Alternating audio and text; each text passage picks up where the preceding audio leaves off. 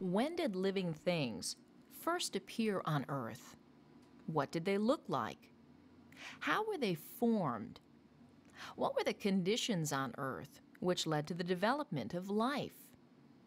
What were the characteristics of early life? How diverse were early life forms? These are very difficult questions which people have pondered for thousands of years.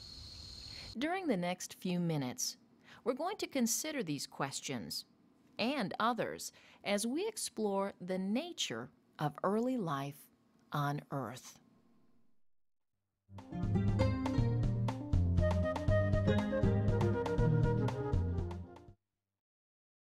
How exactly did our solar system and our planet form? The answer to this question is that no one really knows for sure. No people were around to witness the creation of Earth and the solar system. There are no written scientific observations recording the events, and no photographs. Therefore, it's left to humans to interpret, to the best of their ability, what happened in the past. The great religions of the world each have their own explanation of how our Earth and solar system were created. Each of these explanations has its own merit and deserves consideration. In this program, however, we're going to focus on the explanation most scientists make as to how Earth was formed and how early life developed. These explanations represent the best knowledge scientists presently have to answer these very difficult questions.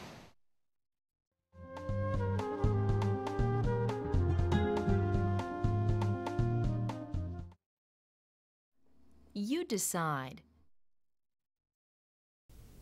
How do we know how old we are?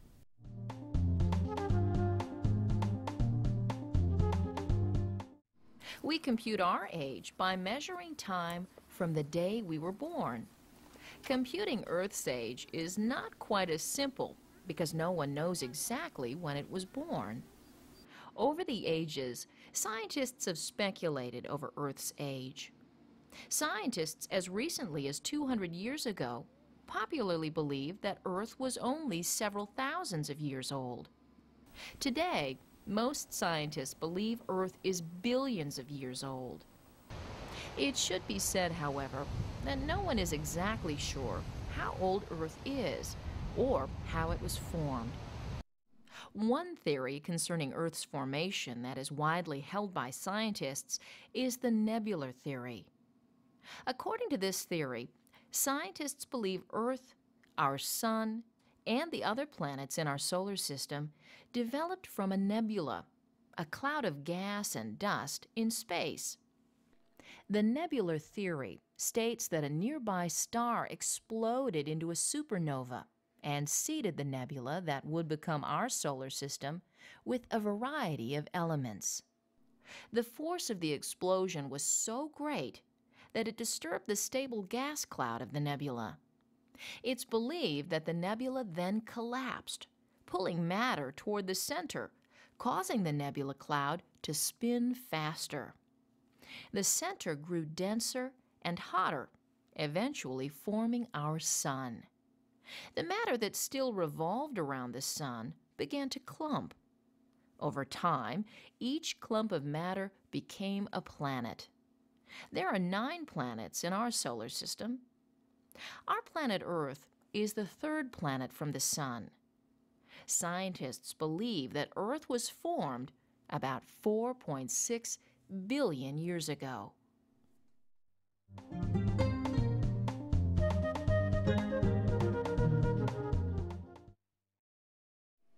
It is likely early Earth was a very hot molten mass. Much of the material inside Earth is still very hot and is in the process of cooling down from its original formation 4.6 billion years ago. It's believed that for about the first billion years, Earth had no continents or oceans. There was also a poorly developed atmosphere. Volcanoes were constantly erupting and spewing gases. As Earth cooled, the outer skin became more solid. Through a series of events involving cooling, melting, weathering, and sedimentation, the continents were created.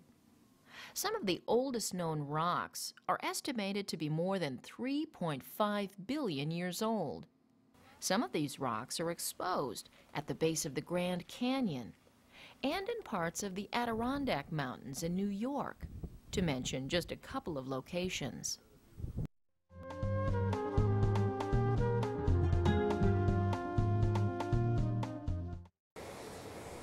Imagine being transported in time over 4 billion years ago to early Earth. Your first breath of air would likely have killed you. You decide, why could people not have survived on early Earth?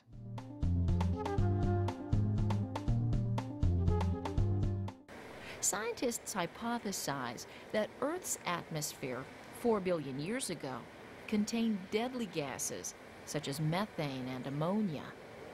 As time went on, these compounds are believed to have been broken down into nitrogen, hydrogen, and carbon dioxide, as well as other gases. Water vapor is believed to have been present as well, emitted from Earth's interior. As Earth cooled, water vapor condensed to form liquid water, which fell in the form of rain. Water pooled in low points on Earth's surface, eventually forming the first oceans.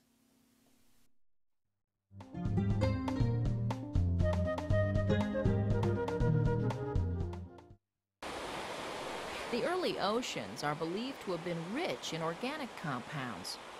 Organic compounds contain the element carbon, and the early oceans are sometimes referred to as an organic soup.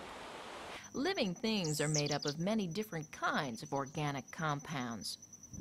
Organic molecules most likely served as the building blocks and energy source for the first living cells. The first living organisms were microscopic in size and were unicellular or single-celled. Resembling the structure of these modern bacteria, early life forms are believed to have been heterotrophs. Heterotrophs cannot make their own food, but need to obtain it from the environment. These early cells are also thought to have been prokaryotes. A prokaryote is a simple cell that does not contain many complex structures such as a nucleus. The oldest known fossils of living things are believed to be about 3.5 billion years old. They are called Stromatolites and are the fossilized remains of bacterial mats. Stromatolites are believed to be similar to this present-day bacterial mat seen here. For perhaps as long as 1 billion years, these very simple life forms are believed to have flourished on Earth. It was not until about 2.5 billion years ago that autotrophs appeared. Similar to present-day microscopic algae, autotrophs made their own food. It is thought that early autotrophs used the sun's energy to produce their own food, much like modern-day plants do in the process of photosynthesis. These organisms released oxygen as a byproduct of this process.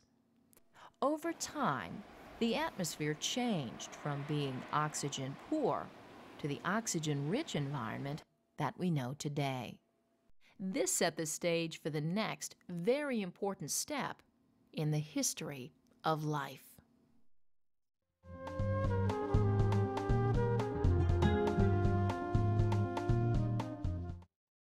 This is a greatly enlarged image of an animal cell as seen under a microscope. You compare. How does the animal cell differ from the prokaryotic bacterial cell?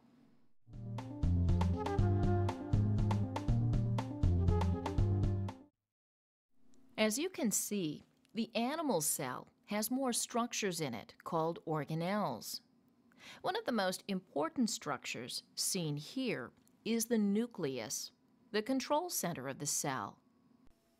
Cells such as paramecium and plant cells, which have organelles and a nucleus, are called eukaryotes. Fossil evidence indicates that eukaryotic cells developed about 1.5 billion years ago. The development of eukaryotic cells from prokaryotic cells is one of the most important jumps in the history of life. In some cases, eukaryotic cells formed colonies, much like this colony of algae cells. These colonies of cells most likely played a pivotal role, leading to another very important step in the history of life, the development of multicellular organisms.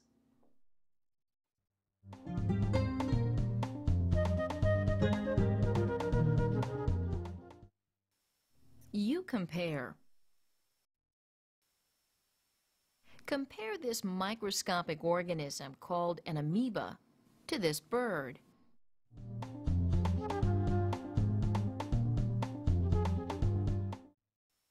This amoeba is very small, must live in water, and consists of a single cell, whereas the bird is much larger, can walk or fly, and consists of many millions of cells. Living things, such as these flowers, human beings, and these marine iguanas, are multicellular. Multicellular means that the living thing is made up of many different cells.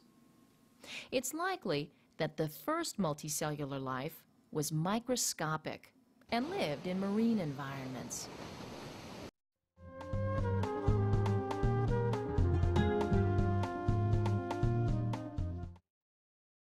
Some of the oldest fossils of multicellular life are 650 to 700 million years old. Several thousand fossil specimens have been collected in the Ediacara Hills of Australia, giving scientists a good look at these ancient life forms. These fossils include small, rounded depressions which resemble modern-day jellyfish, star-like fronds with grooved branches resembling sea pens, and elongated worm-like impressions believed to be early forms of segmented worms. Scientists think these fossils, along with others, represent some of the first complex, specialized multicellular organisms. Today, over 3.5 billion years after life first formed on Earth, over 10 million kinds of different living things are known to inhabit the planet, making Earth a truly remarkable place.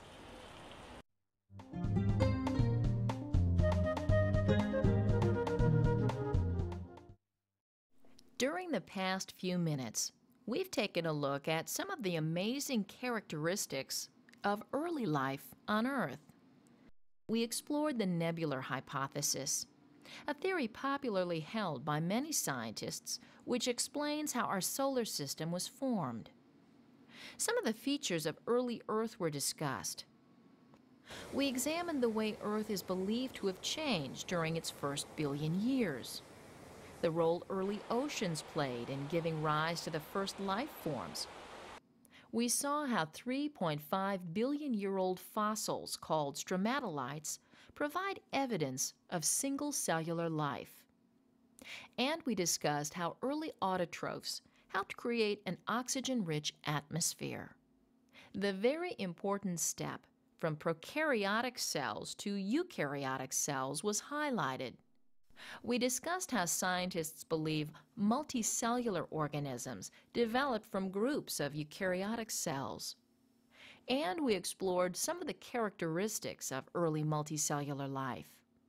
So, the next time you glance at some of the different plants and animals in your neighborhood, or imagine about how life has changed over time and what early life on Earth was like, think about some of the things we've discussed during the past few minutes. You just might think about life on Earth a little differently.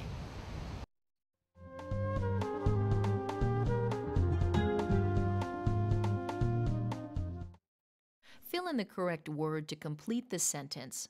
Good luck, and let's get started. Number 1. The theory proposes that our solar system originated from a nebula.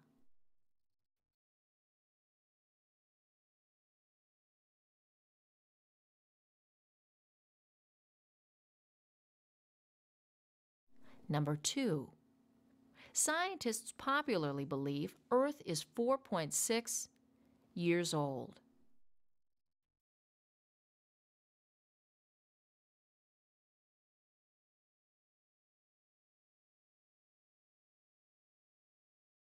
Number 3.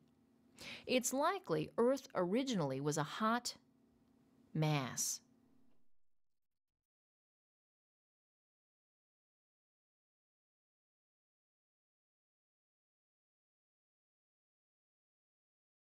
Number 4. Earth's early atmosphere was probably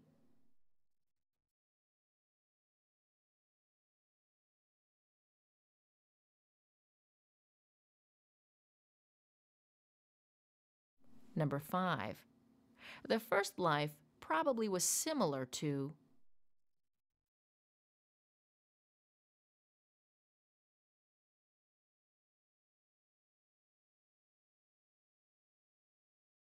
Number 6. Are fossilized remains of bacterial mats.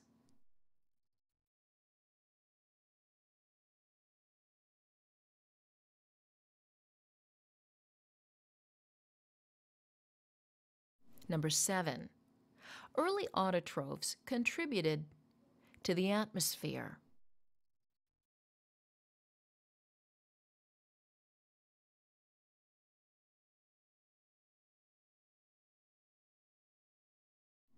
Number 8.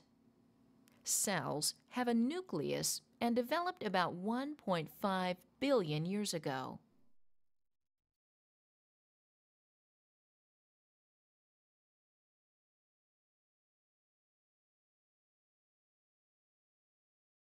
Number 9. The first multicellular life developed in the